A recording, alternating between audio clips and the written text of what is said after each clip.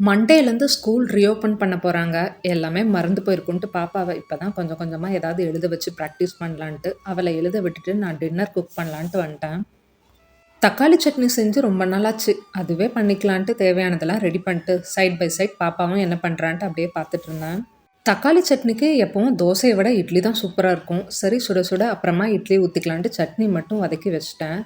பாலாடைலாம் சேர்த்து வச்சிருந்தது கண்டெய்னரே தாண்டி வந்துரும் போல. இதுக்கு மேலலாம் கண்டிப்பா இதுக்குள்ள ஸ்டோர் பண்ண முடியாது. இன்னைக்கு செஞ்சு வச்சிரலான்ட்டு அதுக்கும் ரெடி பண்ணிட்டு இருந்தேன். வீட்லயே நெய் எடுக்கிற ப்ராசஸ் கொஞ்சம் சிரமம் தான். டெய்லியும் பாலாடைலாம் கலெக்ட் பண்ணி வைக்கணும். ஒரு நாள் இந்த மாரி மொத்தத்தையும் எடுத்து நெய் ப்ரிப்பேர் பண்ணோம். லாஸ்ட்ல எல்லா பாத்திரத்தையும் எடுத்து வாஷ் பண்ணோம். இதுக்காகவே ஒரு சிலர்லாம் கண்டிப்பா இந்த பாலாடைலாம் சேர்த்து வச்சு நெய் செய்ய மாட்டாங்கன்னு நெனைக்கிறேன். ஆனா ஒன்ஸ் செஞ்சு பழகிட்டா கண்டிப்பா நம்மளால வீட்ல செய்யாம இருக்கவே முடியாது. இதுல கிடைக்கிற சாட்டிஸ்ஃபேக்ஷனே தனி. பாத்திரம்லாம் ஈஸியா சுடு தண்ணி ஊத்தி வாஷ் பண்ணிக்கலாம்.